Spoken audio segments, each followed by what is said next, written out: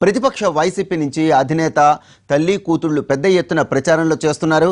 TDP తరపున కుటుంబ సభ్యుల ప్రచారం ఉంటుందా ఉండదా అన్న చర్చ జరిగింది. అయితే ప్రచార పర్వం చివరి అంకానికి చేరిన తరుణంలో నారా నందమూరి కుటుంబ సభ్యులు జనంలోనికి వస్తున్నారు. అయితే రాష్ట్ర వ్యాప్త ప్రచారానికి కాకుండా పరిమిత నియోజకవర్గాల్లోనే వారి ప్రచారం జరుగుతోంది. ఏపీ ఎన్నికల్లో ఈసారి కూడా వైసీపీ ప్రచార పర్వం జగన్ ఫ్యామిలీ చుట్టే నడుస్తోంది. గత ఎన్నికల్లో విశాఖ ఎంపీ స్థానానికి స్వయంగా విజయలక్ష్మి పోటీ చేసినా జగన్తో సమానంగానే ఆమె రాష్ట్ర వ్యాప్తంగా పర్యటించారు. అలాగే జగనన్న వదిలిన బాణాన్ని అంటూ షర్మిల కూడా పెద్ద ఎత్తున ప్రచారం చేశారు. అలాగే పులివెందుల కేంద్రంగా జగన్ భార్య భారతి ప్రచారం నిర్వహించారు. అదే తరహాలో ఈ ఎన్నికల్లో కూడా వైసీపీ నుంచి ఇదే తరహాలో ప్రచారం జరుగుతోంది. ఈసారి పోటీ చేయకుండా విజయలక్ష్మి, షర్మిల, భారతీలు ప్రచారం చేస్తున్నారు. తన బిడ్డకు ఒక్క ఛాన్స్ ఇవ్వాల్సిందని కోరుతూ విజయలక్ష్మి ప్రజలను ఓట్లు అభ్యర్థిస్తుంటే పదునైన విమర్శనాస్త్రాలు సంధిస్తూ షర్మిల వివిధ నియోజకవర్గాల్లో పర్యటిస్తున్నారు.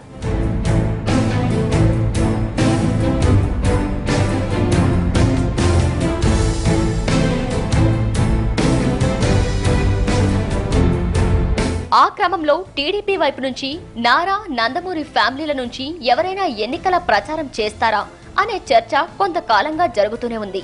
హిందూపురం నుంచి తిరిగి పోటీ చేస్తున్న బాలకృష్ణ తరపున మొదటి నుంచి ఆయన సతీమణి వసుంధర ప్రచారం చేస్తున్నారు. అలాగే విశాఖ ఎంపీగా పోటీ చేస్తున్న భారత్ తరపున ఆయన భార్య, బాలయ్య చిన్న కూతురు తేజస్విని కూడా గత 2 రోజుల నుంచి ప్రచారంలో జోరుగా పాల్గొంటున్నారు. గత ఎన్నికల్లో కుప్పం నియోజకవర్గం బాధ్యతలను లోకేష్ నిర్వహించారు. ఆ నియోజకవర్గంలో బూత్ స్థాయి పనులు మొదలుకుని బ్యాక్ ఆఫీస్ వర్క్ అంతా లోకేషే చూసుకున్నారు. అయితే ఈసారి మంగళగిరి నుంచి లోకేష్ తొలిసారిగా ప్రత్యక్ష ఎన్నికల బరిలో దిగారు. దీంతో కుప్పం బాధ్యతలను స్వీకరించేందుకు ముందుకు వచ్చారు భువనేశ్వరి. ఈ క్రమంలో ఆ నియోజకవర్గ నేతలతో వరుస సమావేశాలు నిర్వహిస్తూ కుప్పం బాధ్యతలను సమర్థవంతంగా నిర్వహిస్తున్నారు భువనేశ్వరి. అలాగే ప్రత్యక్షంగా ఎన్నికల్లో ప్రచారంలో పాల్గొనకపోయినా ఆమె పార్టీకి ఊతమిచ్చే కార్యక్రమాలు చేపడుతున్నారు. నారా కోసం, నారీ కోసం అనే ప్రోగ్రాం పెట్టి ఆర్గనైజ్ చేస్తున్నారు.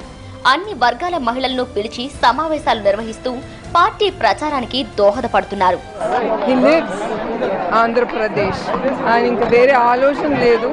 ఆయన ఒట్టి ఆంధ్రప్రదేశ్ గురించే ఆయన ఇక్కడ ఉండేది, ఆయన ఆలోచించేది. Thank you and thank you everyone who came here. ఇక నారా బ్రహ్మణి అయితే ప్రచారం గురించి మొదట్లో పట్టించుకున్న దాఖలాలే కనిపించలేదు.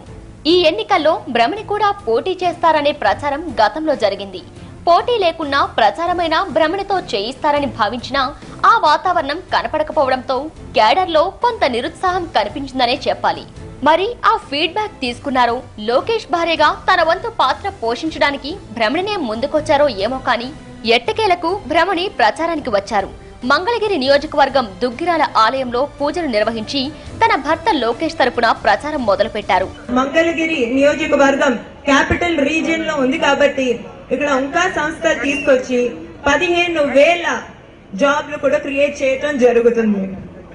అదే కాకుండా ఆల్రెడీ గత 2 సంవత్సరాల్లో దగ్గరగా 40 కోట్ల రూపాయల వర్కులు కూడా ఇక్కడ ఇవ్వటం జరిగింది. కేవలం ఒక మినిస్టర్ గా ఎంత పని చేస్తే ఈ గ్రామానికి లోకేష్ గారు మీ ఎమ్మెల్యే అయితే ఇంకా ఎక్కువ పనులు చేస్తారు. మీరు ఆలోచించవచ్చు ఏ స్థాయికి మనం మంగళగిరిని తీసుకెళ్లొచ్చు.